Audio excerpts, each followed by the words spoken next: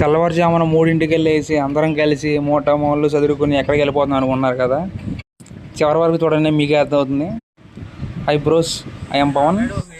మా ఊరు నుంచి సుమారు ఒక 80 కిలోమీటర్ దూరంలో శ్రీ గుబ్బలంగమ్మ తల్లి అమ్మవారి గుడి ఉందన్నమాట. ప్రతి సంవత్సరం లాగే ఈ సంవత్సరం కూడా మా ఫ్రెండ్స్ అందరం కలిసి అక్కడికి వెళ్ళి పాలు పొంగించుకుని వస్తాం అనమాట. మా బ్యాచ్లో ఒకడు ఉన్నాడు, దేవుడు బిడ్డ, ఆడే పాలు పొంగిస్తాడనమాట. ప్రతిసారి వాడు పాలు పొంగిస్తాడనమాట. కాదు చుట్టూ ఉన్నదంతా చెప్పలో వాళ్ళు ఎలా పొంగిస్తారని చెప్తారు వాళ్ళంతా.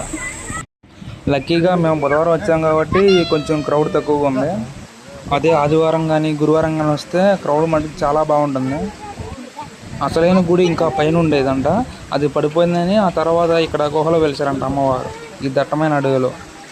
అలా ఇక్కడికి వచ్చి అందరం దర్శనం చేసుకుని కోళ్ళని ముగ్గురు బొట్లు పెట్టుకుని అలా బయటకు వచ్చేసాం అనమాట.